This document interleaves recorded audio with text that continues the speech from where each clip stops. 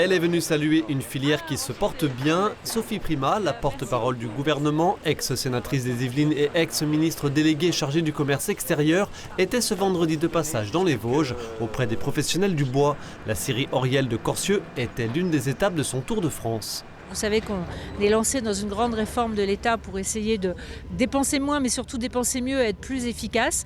Ce qui se passe dans les territoires, c'est vraiment au plus près des Français. Ça correspond à la fois à des patrimoines économiques, des patrimoines historiques, des patrimoines de formes d'emploi, d'habitudes, de regroupement, etc. Et donc on voit bien décentraliser au maximum les décisions qui sont prises à Paris pour les rendre flexibles, adaptables et adaptées à chaque territoire. La scierie Auriel transforme 60 000 m3 de bois, uniquement du résineux. Elle n'est donc pas confrontée aux grumes exportés en Chine, du frêne et du chêne. Le prix d'achat du bois demeure toutefois une inquiétude. La pression exercée par certains voisins européens est en effet aujourd'hui contenue grâce au contrat d'approvisionnement signé avec les propriétaires de forêts. Mais cela va-t-il durer ? En Europe, il y a des unités de production qui se sont montées, mais monstrueuses, en Allemagne et en Belgique. Il manque de matières premières. En Scandinavie, pareil aussi, il manque de matières premières.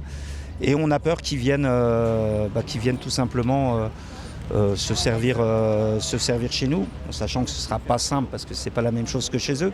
Avec tous les investissements que tous les scieurs dans le Grand Est ont fait, ce que l'on désire, c'est que ce soit nous qui achetions les grues, mais étant donné que c'est de la forêt publique, ça semble cohérent. Les prix de vente restent tout à fait corrects, en tout cas pour le moment. Je ne sais pas ce que sera l'avenir, mais pourvu qu'on ait suffisamment d'arbres à récolter et qu'on les récolte de façon pérenne, oui, tout se passera bien.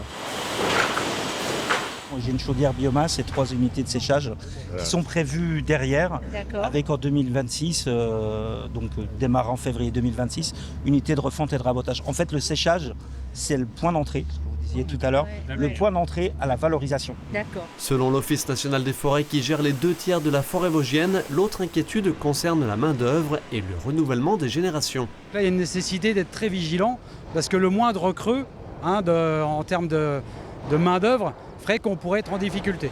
Depuis 2019, en région Grand Est, 350 à 450 millions d'euros, subventions publiques comprises, ont été investis afin de moderniser techniques et outils.